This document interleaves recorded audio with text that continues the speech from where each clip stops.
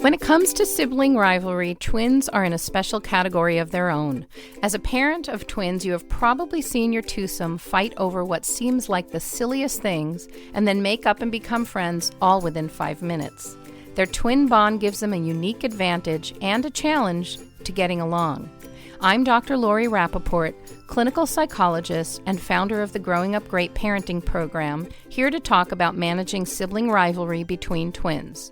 This is Twin Talks, episode 18. The ultrasound shows your babies to be healthy. What? Did you say babies? You're huge. Are you having twins? Are they natural? Which one do you like better? Twins, huh? My neighbor's cousin's brother's uncle's a twin. So can they read each other's minds? How do you tell them apart? Twins? You got a 2-for-1. Do twins run in your family? Double trouble. You're not having any more, are you? At least you're not Octomom. If you're pregnant with twins or you're an experienced twin parent, odds are you've heard it all before. Now it's time to hear from the experts. This is Twin Talks, Parenting Times 2. Welcome to Twin Talks, broadcasting from the Birth Education Center of San Diego. Twin Talks is your weekly online, on-the-go support group for expecting and new parents of twins. I'm your host, Christine Stewart Fitzgerald. Have you heard about the Twin Talks Club? Our members get bonus content after each new show, plus special giveaways and discounts.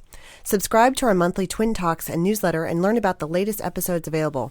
And another way for you to stay connected is by downloading our free Twin Talks app. It's available in the Android and the iTunes Marketplace. So before we get started, let's go around the room. We've got some panelists here, and there are expert twin parents. And over here, we're going to start with Andrea. Hi, I'm Andrea Lehman. I'm 43. I'm an economist. I have 3 kids, a 7-year-old boy and 5-year-old fraternal twin girls. I am Casey Haynes. I'm 37. I'm a special education teacher at a middle school. I have a 5-year-old girl and boy-girl twins at 21 months. Shelley Steely. I'm the producer here at Twin Talks. I also teach high school history, and I have identical twin boys who are just about 20 months. And Shelley, I think we wanted to make sure we let our listeners know we've got a special program, the Virtual Panelist Program. Yeah, so you can follow us at home if you're not able to be here in the studio. We have our Facebook page. You can like us on Facebook and look for questions there. We also have Twitter. You can follow us there. And if you want to join in the conversation through Twitter, you can use hashtag TwinTalksVP. And that way you can give us your questions and we can let you interact from the comfort of your own home. All right. And I'll introduce myself as well. I'm your host, Christine Stewart Fitzgerald, and I'm mom to twin girls that are 4.5 years old. And then I also have a singleton who is 17 months old. So we've got all girls.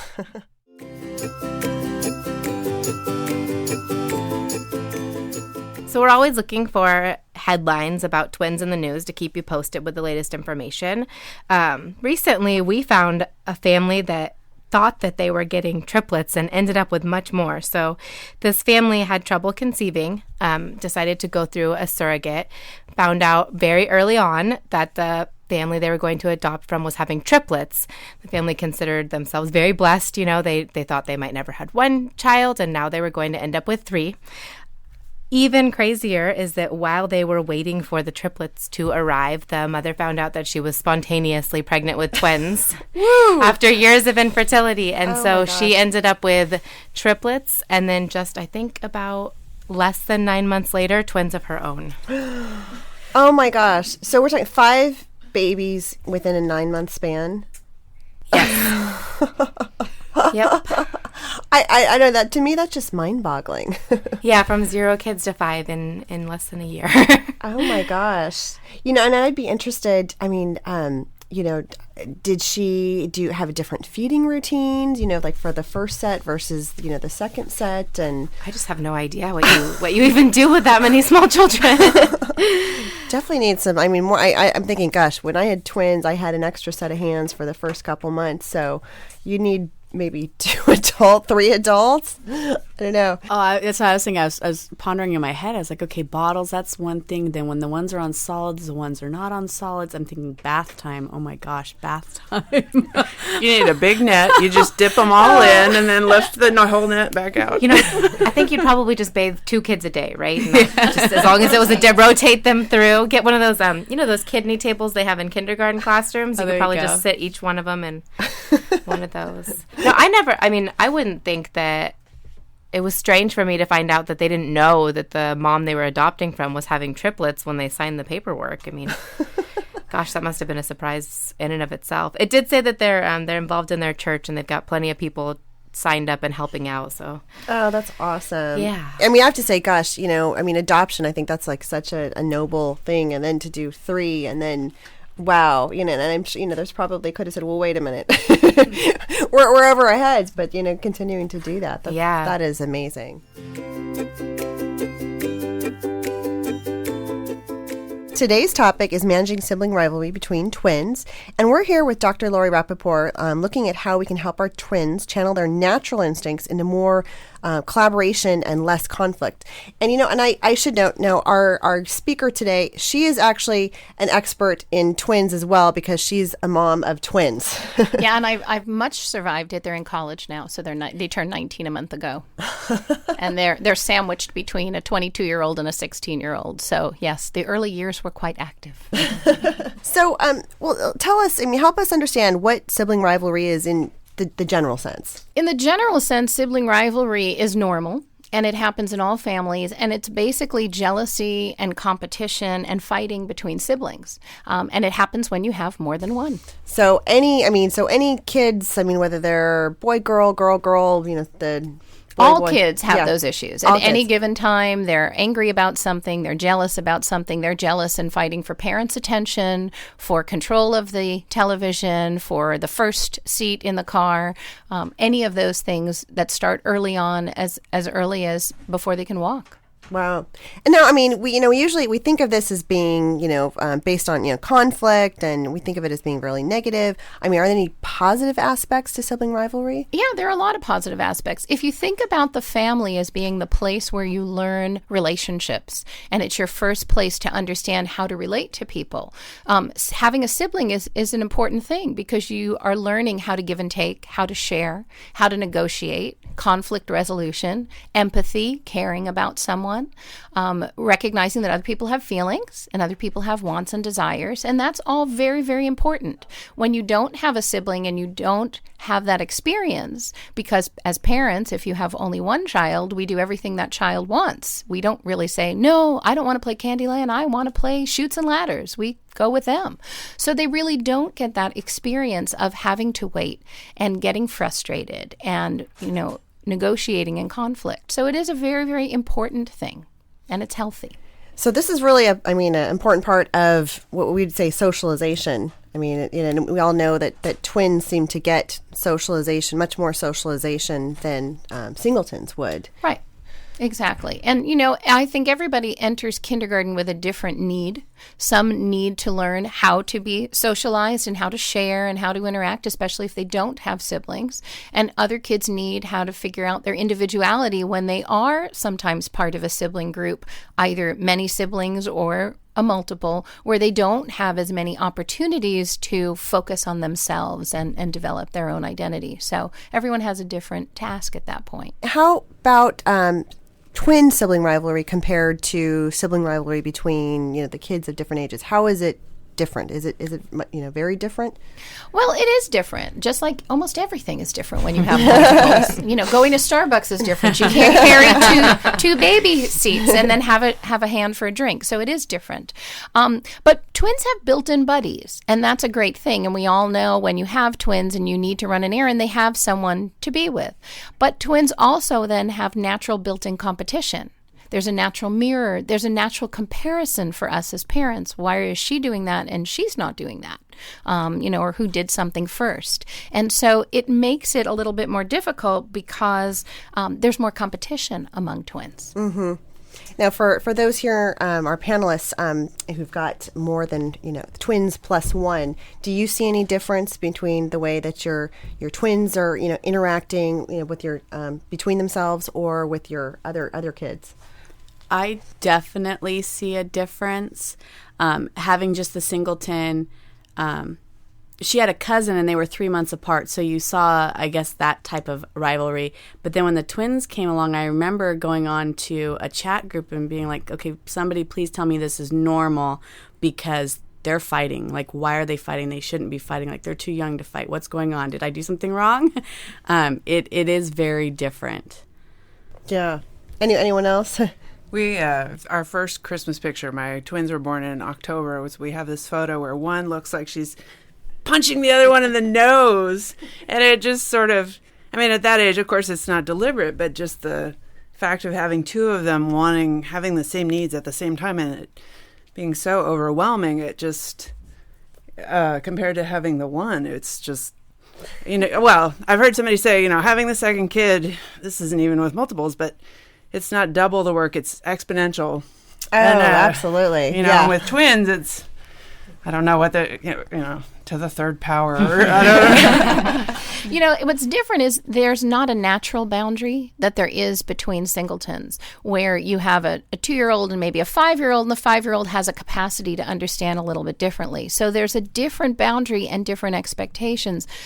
Twins also can share a room. They spend a ton of time together. They might be in the same classroom. So there really isn't that space for them in the same way to develop their own individuality. And oftentimes as parents, sometimes out of need and sometimes because we don't think about it, we keep them together all the time. And we're reluctant to take one to the grocery store and leave one. And so, splitting them or taking one to do something and not the other. And so we create this togetherness and this lack of a boundary between them where they don't get to experience that individuality quite as often as our singletons do, because one might be in school and one might be home with you. Mm-hmm, mm-hmm. So in other words, we're really encouraged, kind of at a subconscious level, we're creating this situation. Well, in some ways, one of the things parents talk about in general, not just parents of twins, is making things fair. And what you have to realize as a parent is life is not fair. And if life were fair, kids would hate that, because that means if I get to go on a play date, but your sibling doesn't have one, you don't get to go on one. And if somebody has a piece of chocolate at school, but the other one isn't going to get one in their class, you can't have it. So when you explain it to kids like that, they don't want the world to be fair. But in the moment when somebody gets to leave with mom and the other person isn't going, or someone went to do something that they didn't get to do, they cry, it's not fair. And when you explain, well, are you sure you want things fair? They usually think about it. And we worry about being fair. But it all does come around in the end. Someone may go with you somewhere one day, but the other one may go another day, or someone may have a play date and have that opportunity, but in a couple of weeks, the other one will have that opportunity. And in the end, we assume that it's all going to shake out, and that, again, the only difference there and the only time it is different is often when you have a sibling with special needs, and there's a difference, between the two.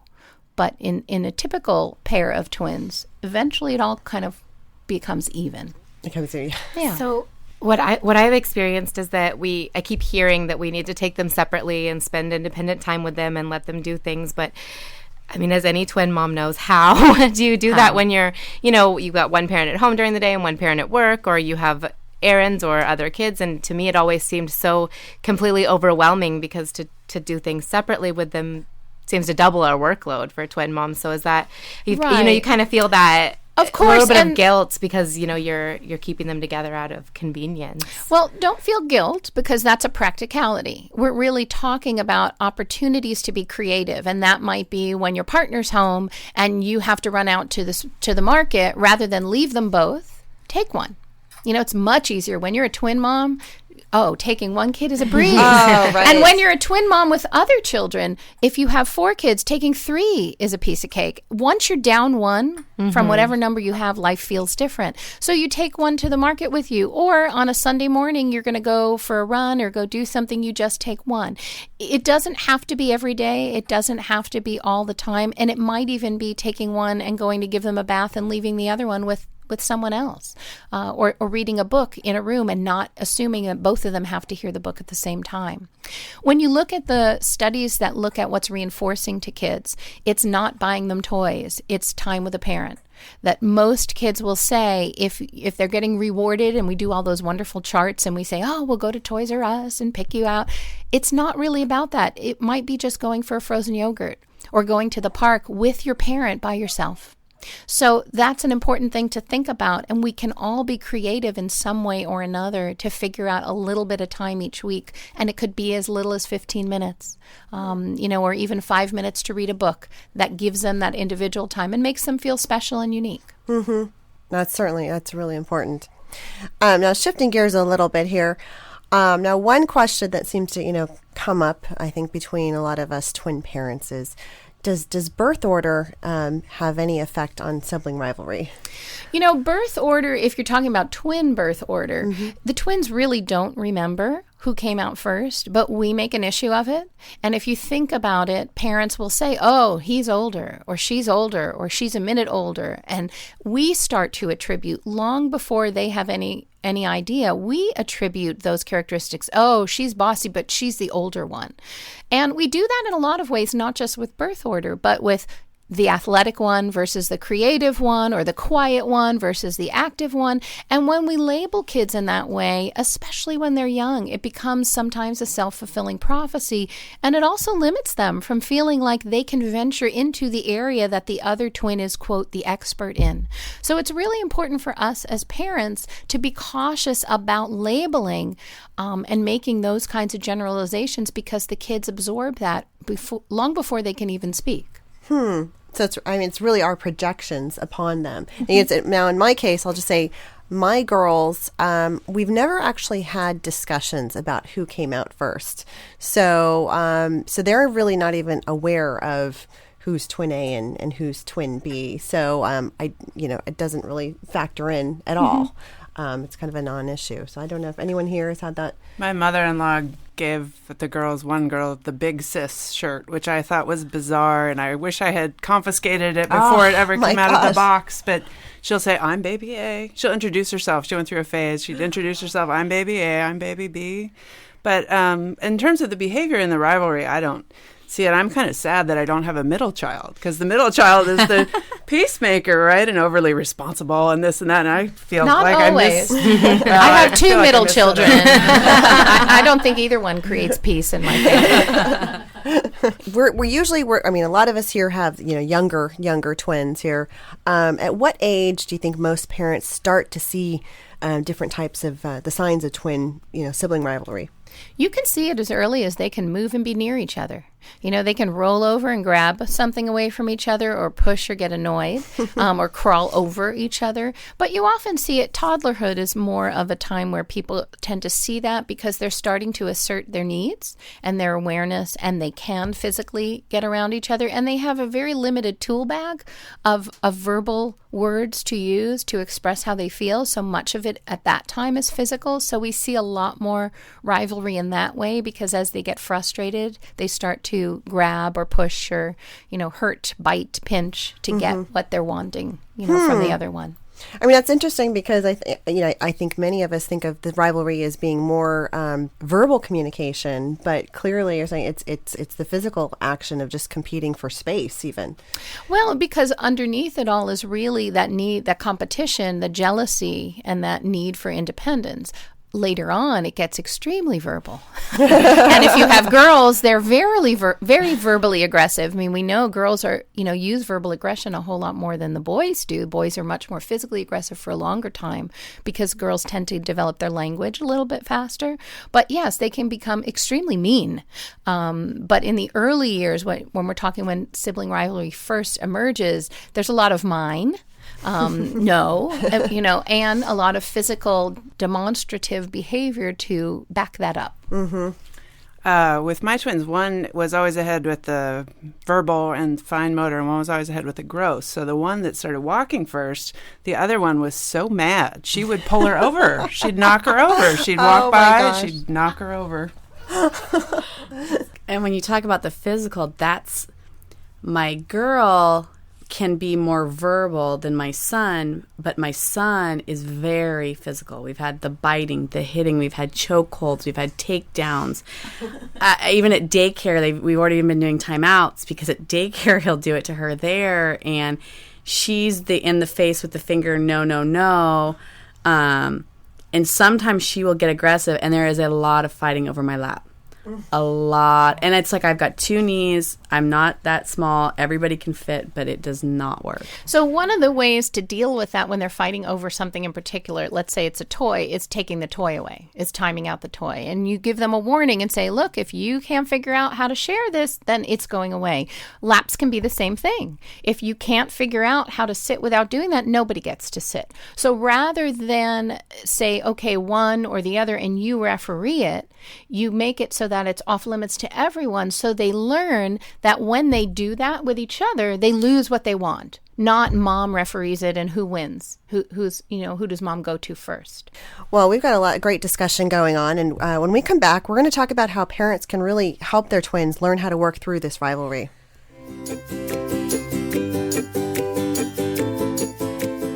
Well, welcome back. Today we're talking with Lori Rappaport about how to manage twin rivalry. Let's look at some of the things that parents can do to help twins reduce that friction. So we've talked about, we're going to dive into how parents can address that, especially with young kids. Now, are there any particular ages or phases when sibling rivalry is more intense, or is it just kind of, constant throughout? It changes over the course of your kid's developmental span in your house. And it can be very physical early on, then it gets more emotional and more intense. And it really depends a lot on kids' personalities, on the constellation of the family. Are they the only ones there? Are there 2 more or 3 more siblings around? So it's really hard to say because in some families it can be more in the younger years, in some families it can be more in the middle or older years.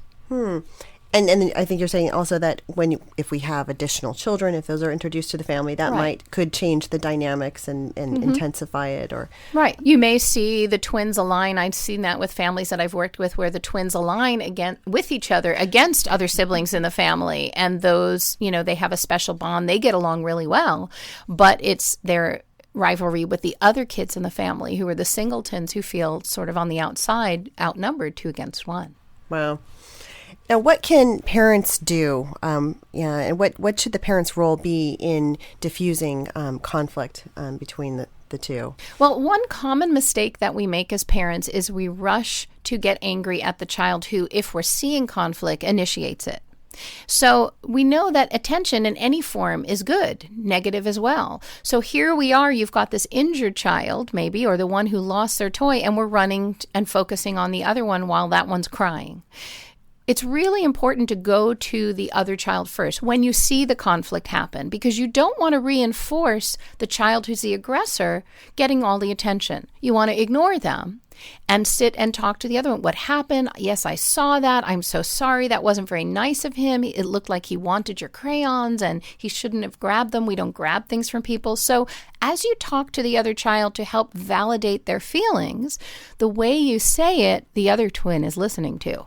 And so you're not really directing your conversation solely to the consolable twin. You're really trying to get the other twin to understand what just happened. You're observing the interaction and you're explaining what went on. And that's a very important thing to do because they need to learn the process of what happened, not just you referee and deal with the outcome.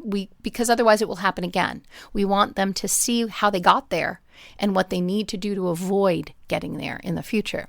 So when you watch, for a rule, as when you look at conflict, rather than step in and fix it and referee, because then it becomes conflict between you and them. You're picking who gets what. But it's much better to observe what you're seeing, to note and make an observation of what their feelings are, why they're angry, reiterate that, give them empathy, and ask them how they might handle this. Well, gee, Susie, you want those crayons to use, and Bobby, you're wanting those too. How are you going to figure that out? How can you both use the red one at the same time? What can you do? So you can be part of the conversation without being the deciding factor. And, the last thing we want to be, sometimes you don't want to hear the word mom. You don't want to be a referee. You don't want to add that. Right. And you don't want to add that to your list. And oftentimes you can feel like the referee. So tattling is a big one too. We don't want to encourage tattling. Yet we do need to know when kids are doing unsafe behaviors. So we encourage them oftentimes to come talk to us rather than to take it into their own hands and be physical, But we've got to be careful that we follow through with it. Well, if we ask kids to come to us and they tell us what's going on and then we don't assist in the process, they're going to get frustrated pretty quickly and stop coming and take it into their own hands. So if we ask them to come, we need to stop and sit down and understand what's happening, not fix it, but facilitate that interaction between the two of them. And so facilitation really is taking on the role of more of a coach rather than the referee, and guiding them through that process. Like you had mentioned the process, and maybe you can kind of summarize that again. I mean, what are sort of the steps that the parents need to go through? I think. Right. Well, one thing you have to look at is the age of your kids. So if you're talking about the young toddlers, the 2s, even into the 3s, there's not a whole lot of rationalizing that we can do and discussion. It's almost better to redirect them and distract them, to kind of comment on what you see. Notice, well, you're angry because you both wanted to use crayons. What if someone used this one and someone used that one, and then you can trade? So you help them come up with an option and generate an option, because at that age, they're not going to be able to. They're going to be kind of stuck. And so if you can distract them and redirect them, it works. With a little bit older kids, the 4s, 5s, they understand feelings a little better. So you want to describe what you see, label the anger that you see, the angry feelings that you see, give them empathy for, yes, it's frustrating when you have a color you want to use and you can't use it right away and you want to color that part of the picture. I can see, is there another part of the picture you can color while you wait? So you try to give them some options and then step back and see if they can work it out. So what are you guys going to do? How are you going to handle this? You kind of help them with both sides of that and then step back and see if they can address it together. Mm-hmm. So I'm 4 and 5. I mean, I know my girls. They're definitely getting to the point where they can. We talk about how can we share, and do we take turns? Do we want to count to 30 and you get to play with this and then you get to play with that, or I'm just curious here. What are some of the ways that you guys have offered some solutions? It's been a little bit difficult. Right now, one of the issues we have, and it's not out of malice, my son will take something that my daughter's playing with, and the fun thing to do is to take it and run. Her first reaction is to scream. So then I go up to her and, try to talk to her in the best way possible at 21 months. And in the meantime, he sees that. And a lot of times I'll say, can you please give that back to your sister? And he's getting better about that. They're getting better. I'll say, can you please give this to your sister? Can you please? Sometimes it works. Sometimes it backfires on me. But I'm really trying. But it's not easy. It sounds like a game for him. Yes. And he enjoys the attention. And what he's getting from you is, okay, can you please? And he's got all this power and control. So what I would suggest, if you see it, now it's different when you don't see things, and often we don't, but if you see him take that, then you want to let her scream and go address him and say, it's not okay to steal things from people, and you need to go to timeout. And I would put him in timeout for taking things away and running with it. Okay. So it's an aggressive behavior. It's not like biting or kicking, but it still is an aggressive behavior. You're grabbing something and running that doesn't belong to you. And if you flash forward, where does that get you 10 years from now? Not a good thing in middle school. No. So really important to teach that. And we reserve time out for aggressive behavior. We don't reserve time out because you're whining, but we use time out because you're kicking or you're biting or you're screaming, and that's very important to use right away. And I would put that behavior in that category, and then I would go talk to your daughter. It wasn't very nice. Empathize with her feelings, but then let her know, but you don't need to scream. You can say, that wasn't nice. So give her something else to do to deal with the feeling she has rather than scream. So in that same vein, kind of, what I've noticed is I have one of my sons will take toys. We call him Swiper because he just walks up and snatches it. But what I've noticed is the problem is that Sawyer will take a toy more often than Grayson would. But a lot of times Sawyer will just walk over and kind of demand the toy by offering a hand. Grayson will hand it right over and then start crying. And we're how do how do I convince this child? Like, if you wanted the toy, don't give it to your brother. Well, it's hard to rationalize at that age because your kids are, 21 months. But you're opening up a topic we could have a whole show about, which is, the personalities as they emerge. There is one that might be the leader or the more assertive, and one that really doesn't have a lot of needs and 90% of the time is willing to give up and doesn't care. And how do you as a parent, when you watch that, it's so difficult, especially if you as a parent identify with that underdog child because you were like that and your siblings treated you like that. And so much of how we respond to sibling rivalry has a lot to do with our own family history and our own experiences as siblings, with or without, and we often feel most protective of those siblings who have the same birth order as we do. Or of siblings who are aggressing toward one where you had that same situation in your family. And I would imagine, too, for when we see, the younger kids and they become really physical, either hitting or, biting. And I'm sure that I know for me, it strikes a nerve because I feel like, wow, the one who's being attacked is very vulnerable. So what would you say to the parents whose twins are more physical in that regard? It's normal behavior because until you have really the language and the capacity to say what you're feeling, you express it by being physical. But there has to be a no tolerance. It's not, oh, don't do that, or we've talked about that. It's an immediate timeout. That is the behavior. Those physical behaviors are zero tolerance and need to go to timeout, not with anger in a very neutral way, but a very clear message. We don't hit, we don't bite, you need to be in timeout. And you put that child in timeout. If they get physical with each other, which often happens, and it's hard to know who started, they both go to timeout. And with twins, it's extremely important to have 2 timeout spaces.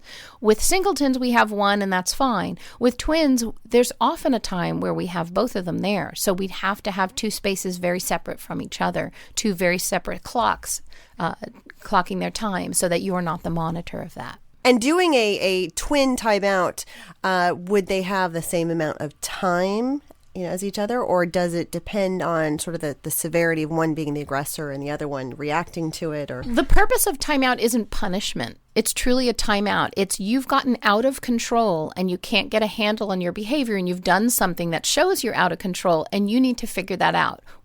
As many times as you say to a child, stop, stop, stop, they don't, because we can't control their behavior, only they can. So timeout is really a tool to teach them how to calm down and be in control. So it's not a punishment. The rule of thumb is 1 minute per year. So if you have 2-year-old twins, they're going to be in timeout for 2 minutes, regardless of what they did. Following that, if they're not calmed down, we give them 2 more minutes. So we'll give them another timeout if they're still screaming, raging, running to hit somebody again or do something that deserves, oftentimes kids go in and out of timeout in the morning because they're getting very physical and very active. That's okay. Don't think it's not working, which often parents say it doesn't work and we give up. Keep putting them in timeout. You have to be consistent. You have to follow through every time so they realize, oh, okay, this isn't going to work, is it? I'm going to be back here. Well, thanks, Lori, for joining us today. For more information about managing sibling rivalry between twins, or for more information about any of our experts or panelists, you can visit our episode page on our website. Now, this conversation does continue for members of our Twin Talks Club. And then after the show, Dr. Rappaport will share extra tips for redirecting your twins to collaboration. And for more information about the Twin Talks Club, visit our website, twintalks.com.